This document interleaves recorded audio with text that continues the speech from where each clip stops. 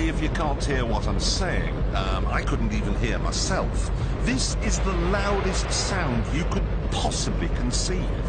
And, as it turns out, the cleanest.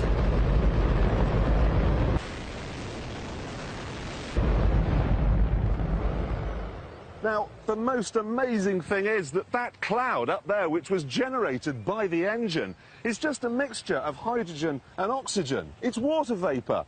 And in about an hour's time, someone in Mississippi is going to get wet washing. It will actually rain. I told you!